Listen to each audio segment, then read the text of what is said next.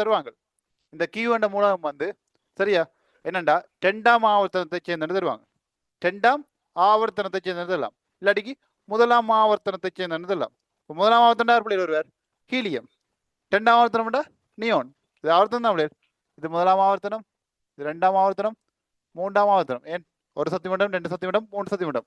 விளங்குதா? அப்போ அவங்க உங்களுக்கு ஒரு குழு ஒன்று தருவாங்க, ஒரு தரம் ஒன்று தருவாங்க. அதை வச்சு நீங்க கண்டுபிடிக்கலாம். அதுக்கு முதல் பிள்ளை தெரியணும், உயரத்துல வாரது எப்படி வெட்டாங்கூட்டம் மூலம் மட்டும் தெரிஞ்சிருக்க வேணும். அவங்களுக்கு தான் அதிக உயர் அயனாக சக்தி பெருமானம் இருக்கு. சரியா? ரைட்டோ? அப்ப பாருங்க, அப்ப முதலாவதுண்டா ஹீலியம் பிள்ளை. இவர் ஹீலியமா இருந்தா இவருக்கு முன்னுக்கு இவர் யாரா இருப்பார்? ஐதரசனா இருப்பார். விளங்குதோ? இதுக்கு முன்னுக்கு இருக்க மூலம் என்ன ஹீலியத்துக்கு முன்னுக்கு ஐதரசன். சரி, இவர் நியோனா இருந்தா, இவர் கியூன்ற நியோனா இருந்தா நியோனுக்கு முன்னுக்கு யார் பிள்ளைகள் இருக்கு? புளோரின்.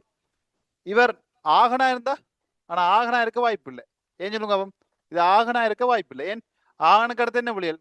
பொட்டாசியம் கல்சியம் 2 தானே இருக்குது. ஆனால் பாருங்க, கியூக்கு அடுத்து RSTW 4 மூலம் வருது இல்ல. அப்ப 20 அங்கால உங்களுக்கு இல்லை. அதே மாதிரி உங்களுக்கு ஐடியாவை. அப்ப ஆகனா வர்றதுக்கு வாய்ப்பு இல்லை. ஹீலியம் அல்லது நியோன் தான் இருக்கலாம். சரியோ? அப்ப அதில் அவங்க தரவு தருவாங்க 2ஆம் ஆவர்த்தனத்தை சேர்ந்தது, இல்லாட்டிக்கு பற்பசை தயாரிப்பில் பயன்படும் மூலத்தினுடைய ஆவர்த்தனத்தை சேர்ந்ததுன்னு சொல்லலாம். விளங்குதா? பற்பசை தயாரிப்பில் பயன்படுறது யாரு? புளோரின். புளோரினுக்கு அடுத்தது யாரு? நியோன். விளங்குதா? இதுக்கு தான் சொன்ன முடியாது, அந்த மூலத்தின் இயல்பு தெரிஞ்சிருக்கணும். அந்த இயல்புகள் விஷயங்கள் தெரிஞ்சாதான் இந்த கேள்வியில நீங்க உடைக்கலாம். இல்லாட்டி இந்த வரை கேள்வியில் செய்ய இயலாது. உடைச்சிட்டா பூரா பழையதான். இப்போ அந்த மூலம் என்ன, அதோட பயன்பாடு என்ன? சோடியம் வந்தால் சோடியத்தின் பயன்பாடு என்ன? கந்தகம் வந்தால் கந்தத்தின் பயன்பாடு என்ன? மெக்னீசியம் வந்தால் மெக்னீசியத்தின் பயன்பாடு என்ன? இது என்ன மூல ஒட்சைட்டுகள்?